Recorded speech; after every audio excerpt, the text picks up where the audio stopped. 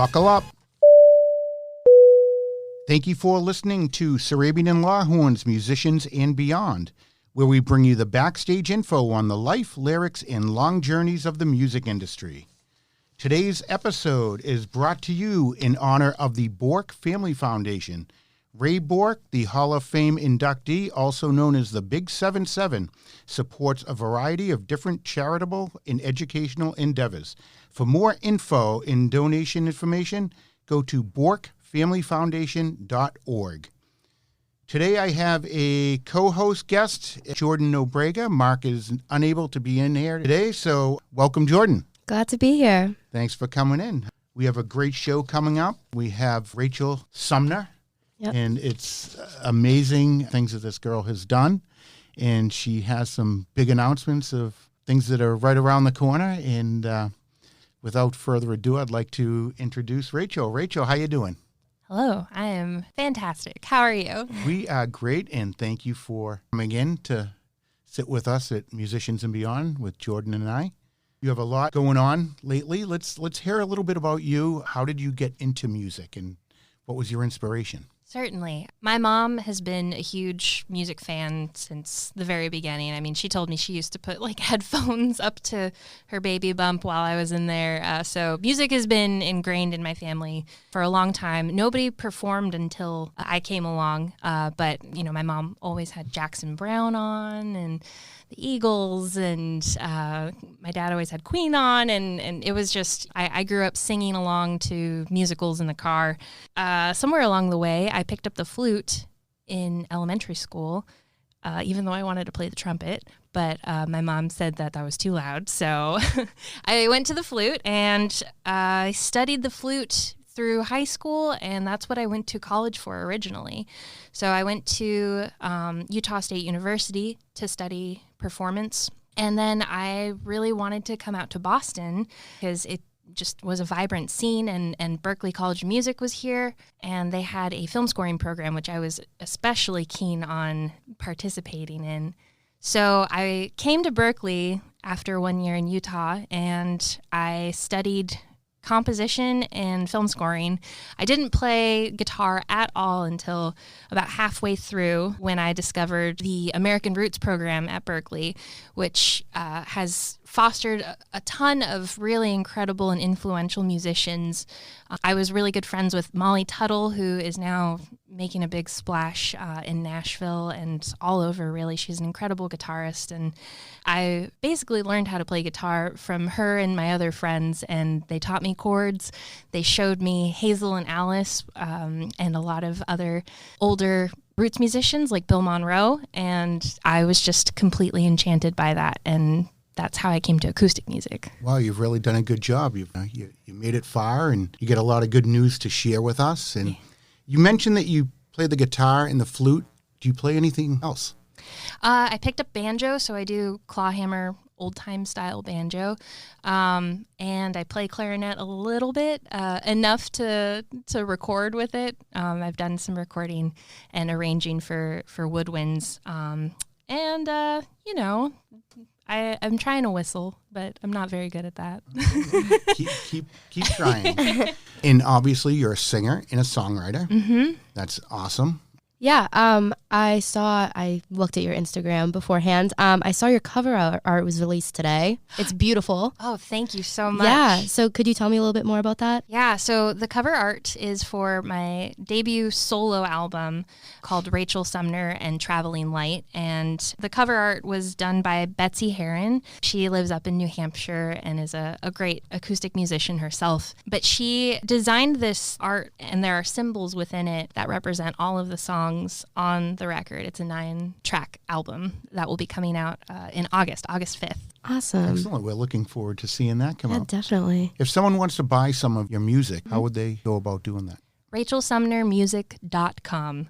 You can find links to pretty much everything there, or you can come to a show. Shows are listed on my website as well. I'm going to be selling the record early at all of my shows coming up I have the CDs. So that'll be a extra incentive for you to come out and see the band live, because you can walk away with an album before anybody else gets it. Wonderful. Save a couple for me and Jordan, because we listened to your songs on the way in here and we were nothing but impressed. It was very good. Thank you so much. I appreciate that. And when is that release date for everyone? August 5th. Awesome. And I will have vinyl.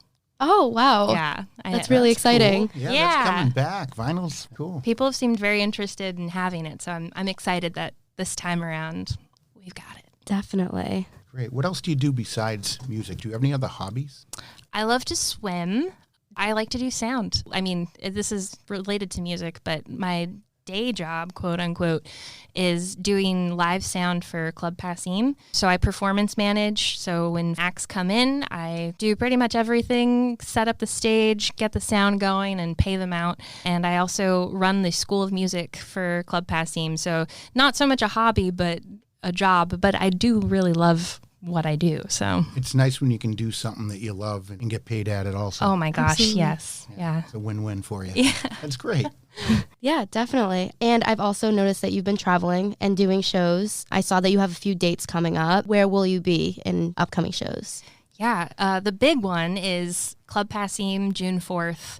I'm going to be playing with my band Traveling Light. It's a string band, and it's going to be an expanded version. We're going to have pedal steel and fiddle and upright bass, and there will be some banjo. We're going to play through the upcoming record all the way through and have a little party with it. So that I'm very excited. And we're going all the way down to Nashville, New York, Asheville. We're getting all the vills.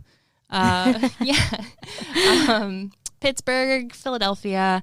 So it's really exciting that we're getting out there. That's really cool. Yeah, you're doing the whole circuit. Yeah, definitely. Nashville's beautiful. Oh my gosh. I love Nashville. You've been in music, and a lot of things happen in music, good and bad. What has been the most exciting thing that has happened to you? I think it's winning the Lennon Award for my song Radium Girls. I mean, I never expected to get this far in a songwriting competition. I've entered this one particular, the John Lennon songwriting competition, a couple times, and I kind of forgot about it. It's one of those things where you just enter a whole bunch of contests and, let the chips fall however they may. And this time it was just really exciting to find out that I had won the grand prize and that I went on to the Lennon Award part and that I won the Lennon Award. Wow, that's amazing. And this award has been going on since 1997. Yoko Ono Lennon started this in honor of her late husband, John Lennon. And the judges in it are huge names. I mean, we have Flea from the Red Hot Chili Peppers. Mm-hmm. You have Sheila E., who was in Prince, another legend. Jimmy Cliff, Lita Ford, a founding member from the Grateful Dead, Bob Weir. Mm-hmm. I mean, that's some crazy names that you're involved with. That's really humbling. Yeah, just knowing that they're going to listen to my song is mind-blowing, honestly. Yeah, that's cool. Yeah. And what do you get out of this besides publicity and all of this? Is there any kind of prize? Yes. So for the grand prize that I've already won, I got a bunch of recording equipment, microphone, headphones, new interface, 2 guitars, a keyboard. It's just amazing stuff, mixing speakers. And if I win Song of the Year, then I get $20,000, which is life-changing. Wow. Yeah. 20,000. So 10,000 for you and 10,000 for us for putting you over the edge because of all of these listeners on Musicians in the End. This is great. This is the quickest money we've ever made, Jordan. Yeah, no. I love it. We should do this more often. We should.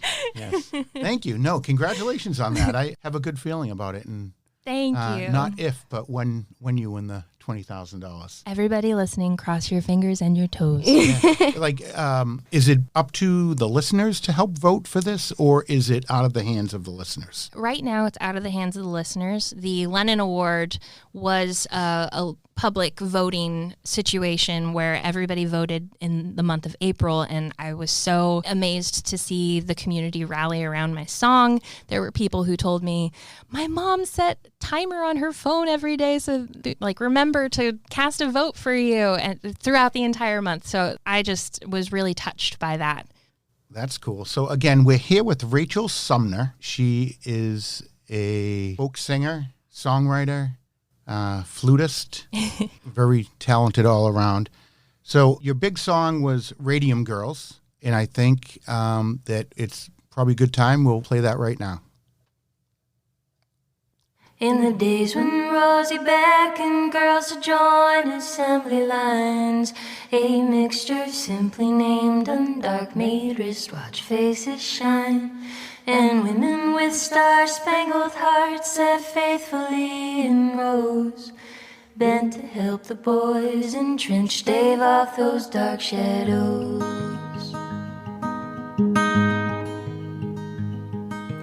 Day by day they all were tasked to paint 200 dials with brushes made of camel hair and radium dust and vials. The numbers on the clocks were painted dainty, slim and slight, so the girls were taught to use their lips to point the bristles tight. The taste was a little foul, but no one really seemed to mind. The pay was more than 3 times what a girl back then could find.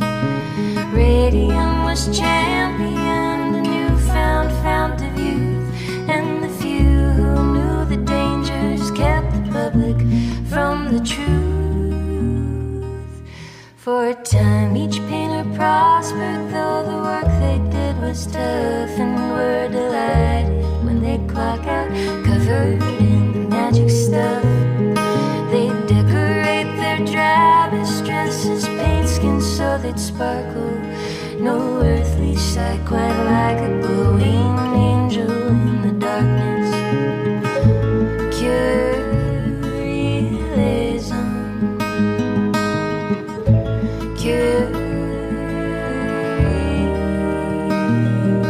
Even lights that shine the brightest will eventually dim, but you never do expect it, just as someone's life begins. As each timepiece passed through nimble fingers, painters dreamed and planned, though they had in fact so very little time left on their hands. Soon these young girls ached as if they'd aged for 80 years, and radiating pain turned into radiating fear. Doctors did their best to treat an unknown malady, but no remedy could keep those bodies from unraveling. So aching turned to limbering, and sore mouths began to bleed, and jaws began to break, and smiles gave way to crumbling teeth. Families became buried beneath doctor bills and loans, and grief like radium began to settle in their bones. Curialism.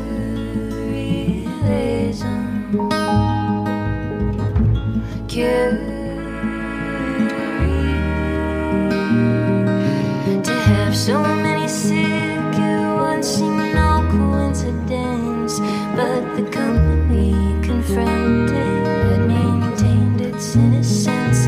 Yet they had secretly received results that told a different story, and they knew despite their lies that they were liable for the suffering.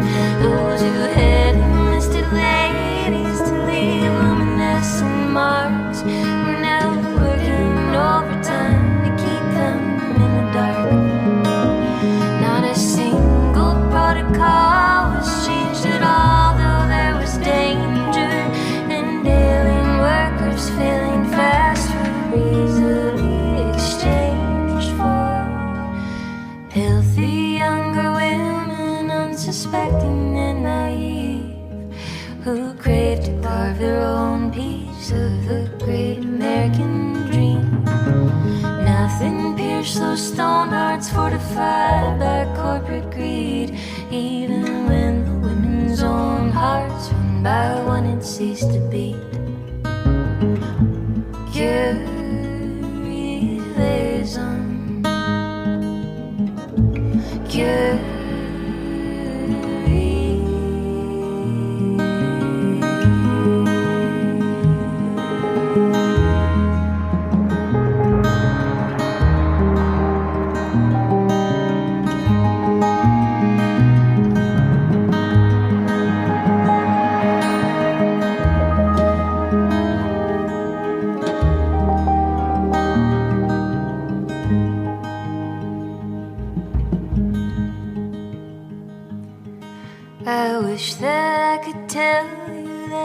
somebody'd found a cure, or that when the court case first came round, the crime was answered for. These women walked among the living, having one foot in the grave.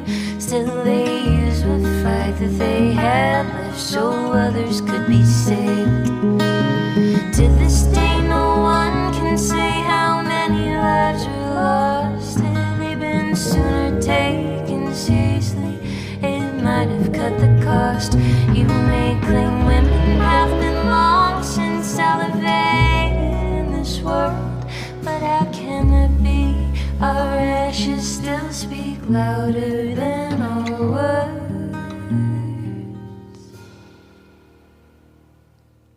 Okay, so Rachel, that was Radium Girls. And could you tell us a little bit about the lyrics to it and your songwriting process, how you came up with it? Did you come up with the music first and then put the words to it? I think people listening just don't know how something like this is put together, and there's a lot of moving parts. Yeah. So this was kind of peculiar for me in the way that the lyrics came first. And the idea of it, I had a very clear idea of what I wanted this song to be. I've been a long fan of English ballads, old English ballads and Appalachian ballads. And oftentimes there are these very gruesome murder ballads that happen, you find in these old folk songs. And really what those were, it's not just like gruesomeness for the sake of being gross, but it served as a warning for people. It was a true story that would get bottled up into a song and passed down through the generations. And now we're so far removed from those original stories that it's kind of hard to say exactly what murder ballad is about what murder, but I've always been interested in the functionality of ballads, and so I wanted to try my hand at writing a ballad. And so I've had this idea for a long time, and I just didn't know what to write it about. And it wasn't until I learned about the Radium Girls in 2019 that I knew I wanted to write a ballad about them. I was listening to a song by my favorite all-time songwriter, Joanna Newsom, and at the very end of this song, Time as a Symptom, she has this kind of stream of consciousness, Joycean section where she's saying words that seemingly don't have any connection with each other. And one of those words was undarked. And so I was digging pretty deep within the song, and I didn't know what undarked was, so I looked it up. And it turned out to be the name of this mixture that people used in the early 1900s to paint watch face dials so that they would glow in the dark.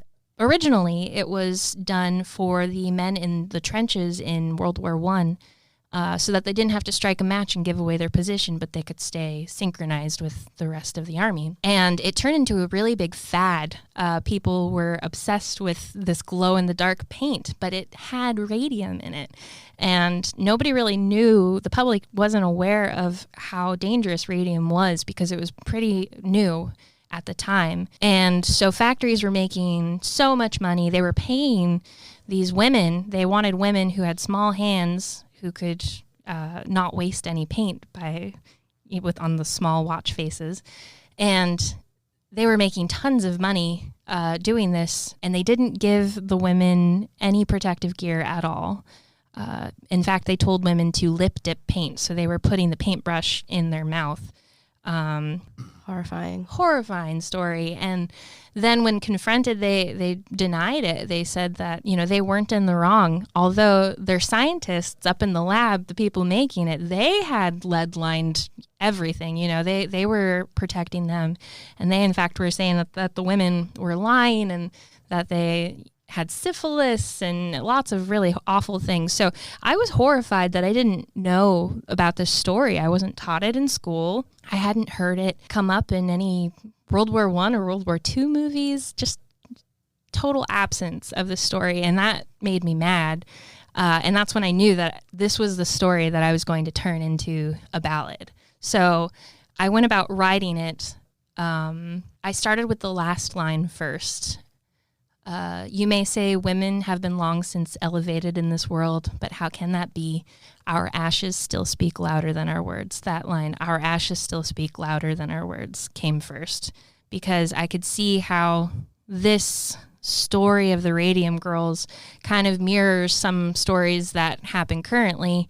How, women aren't believed until it's too late. And the ashes word, especially in the song, is important because the way that they were able to prove that these women were poisoned by radium was they had to exhume a woman who had died earlier from suspected radium poisoning and disintegrate her bones so that they could actually find the radium and detect the radium in it. So that's how they proved it. They literally had to prove it with her ashes instead of her words. So That's amazing. I didn't know that story, I'll tell you that. I did, but I didn't learn from school, just like you said, and it should be something that we know more about in school.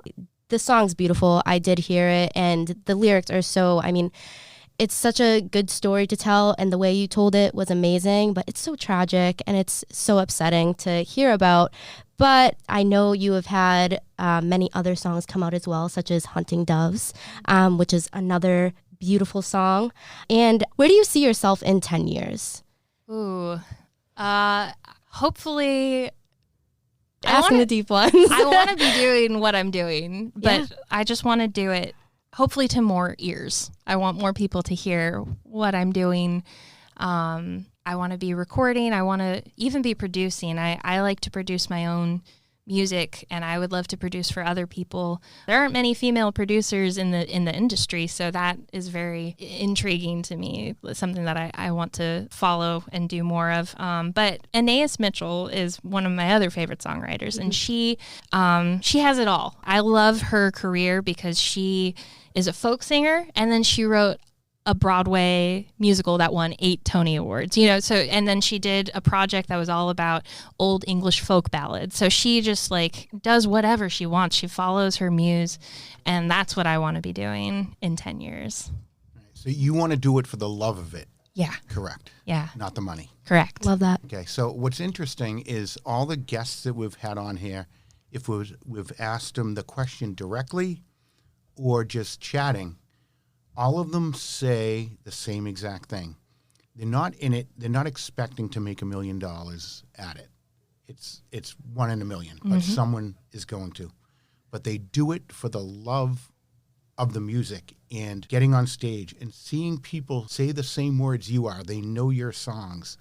Have people come up to them and say, I listened to your song and it really resonated with me because of an incident that happened. And it's really cool to have that power that you have and have people suck that in, and you're making a difference to them. And it's really so weird that every musician here so far has come back to the same thing. They said, in the beginning they want to be a rock star, and as they grew as human beings and figuring things out, knowing what they love, staying with their passion, that's why they do it. So that's pretty cool. You're young yourself, and you already have that vision for yourself. So that's great.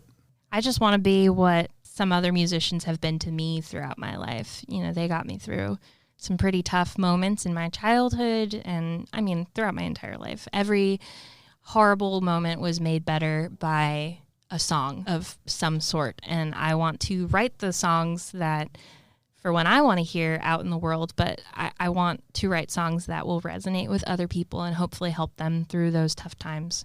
And I think we need that now more than ever. The times are very tough. Absolutely. Yeah, you have the knack for it, for sure. Like Jordan said, we listened to it on the way in here, a couple of tracks, and we were really taken back on it. We were really touched. It's pretty impressive. Thank you. Absolutely. And Hunting Doves came out in January. I'd love to hear a little bit more on the backstory about that song. Sure. It's a song that I started writing 7 years ago and just never finished. The melody came first. That's how I probably would describe the majority of my songs. The melody will come first, or a line will come. And I sometimes spend a lot of time sitting with it and just thinking about it and waiting for the right idea to come up that matches the tone of the music. So during the pandemic, I started writing this other piece of music, And I realized that these two melodies, one that was written 7 years ago and one that was written in 2020, were part of the same song. And so I put them together, and then the words started coming out. There are I think I have 7 different versions of this song with different lyrics. But I was able to kind of find guiding lyrics from Finnegan's Wake by James Joyce. At the very end of it, there are some kind of nonsensical words. Actually, it's also mentioned in the Time as a Symptom, Joanna Newsom song that I got the idea for Radium Girls, where James Joyce says, a way, a lone, a last, a loved, a long. And so I took those and I realized each one is a verse, and I used those as guiding posts, and I wrote around, and this story of heartbreak kind of emerged from it. And more importantly, it's a story about moving on, finding that moment when you realize you have to move forward without somebody. And so that was kind of the background of that song, and I was really happy when I was finally able to finish it. Yeah, definitely. And I was just, me being a musician as well, I'd like you to let me know, what would you say for an aspiring musician is, the right steps to take? What should they be doing? Yeah, for an aspiring musician, like a writer, just keep writing. Write what you know. Write the stories around you. And don't stop, just keep that pen moving. You can always edit. I think editing is the songwriter's greatest tool, and you can sculpt it and, take your time. It doesn't need to be a 100% finished product right away, Definitely. I'm the type of person that just scraps everything. If I have one thing I don't like, I just toss it. Oh yeah. Completely. Everything. Keep an ongoing notes app thing, a little file where you just put all of the verses that you nixed, just put them all in there, dump it in there, and then go back from time to time and revisit those, because I bet you there are some good ideas worth saving in there. Should have saved them. Yeah, Jordan's quite a singer herself. We had a couple of callbacks on The Voice. Oh my gosh. Yeah. Wow, that's amazing. It's been a fun road. That's incredible. She's in a couple of movies. Really? Yeah. In one fairly big one that's coming out that can you? I can't yet. Unfortunately, I know. I wish. Double Secret Squirrel. That's amazing. Yeah. Well, I hope that I'll get to know what it is soon. Definitely, yeah. Yeah, you will. We'll keep you in. We will keep you in the loop. So part of Musicians and Beyond is networking. Like we mentioned before, Francois Simard, great musician, does a lot of booking. Reach out to him. All of these different people that are on have something else to offer. Some might be in your realm and some might not, but we have all genres on Musicians and Beyond.